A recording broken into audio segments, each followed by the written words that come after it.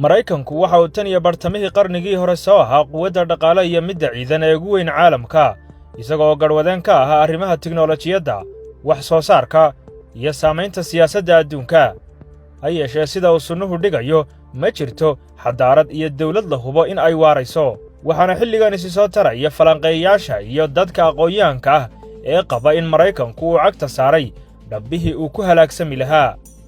dadka sidan qaba waxaa ka mid ah qoraaga caanka ee Mark Fisher, kaas oo dhowaan maqaal uu ku daabacay jariiradda Washington Post ku tahay sababaha suuragalka ka dhigi kara inuu Maraykanku qoobabka la geli karo dirir sokeeye.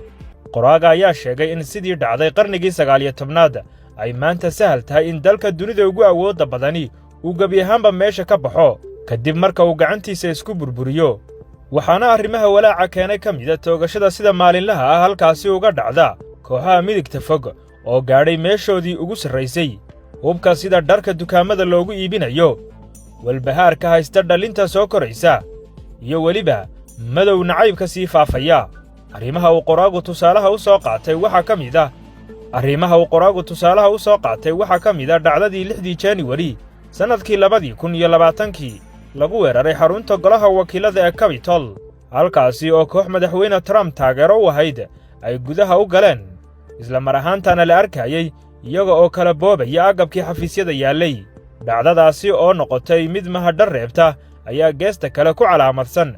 mid booko ah nidaamka horumarsan ee uu Maraykanku ku faano. qoraa Mark Fisher ayaa maqaalkiisa ku sheegay in kooxaha sida joogtada ah dalkaasi wax ugu dila aanay ahayn kuwa abaabulan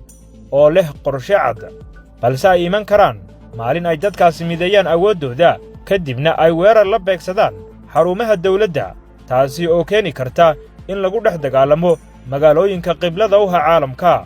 waxaana sida uu qoraagu qaba taaxigi doonta in dhammaan dalku isla oogsado ayna rasaastu ka bilaabmanto goob walba. qoraaga ayaa sidoo kale maqaalkiisa si weyn ugu faaqiday haysashada hubka ee dadka rayidka ah, taasi oo ah midda keeni karta in saacad kasta la filan karo kooxo iskood isu abaabula. maqaalka ayaa sidoo kale uu ku xusay in weli dalkaasi aanay ka wada suulin arrintii madowga lagu takoori jiray, iyadoo dadka caddaanka ahi ay weli qabaan nacayb gaar ah oo ay u hayaan bulshada madow,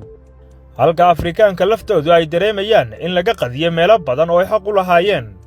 waana midda uu qoraagu ku tilmaamay ta ugu daran sababaha keeni kara dagaal sokeeye oo ka qarxa waddanka Maraykanka. arrimaha kale ee sida weyn looga cabsanayo waxaa ka mid ah soo laabashada madaxweynihii hore ee Maraykanka Donald J. Trump,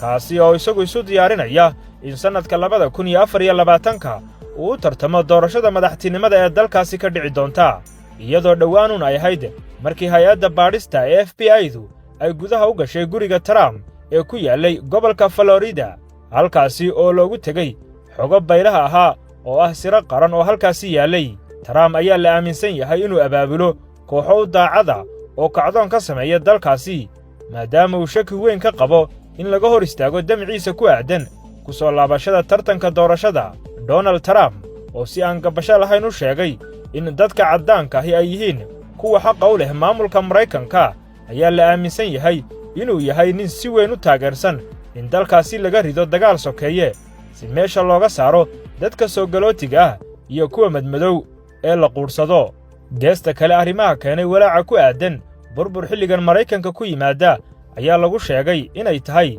qadiyadda gobolka Texas, kaasi oo dadka ku noole ay doonayaan in loo aqoonsado jamhuuriyad gaarkeeda u taagan, iyadoo sidoo kale uu jiro tuhun sheegaya inay jiraan gobollo kale oo iyagu lafahaantoodu mar aan fogayn badka soo dhigi doona damacooda ku aadan inay gaar uga baxaan dalweynaha Maraykanka.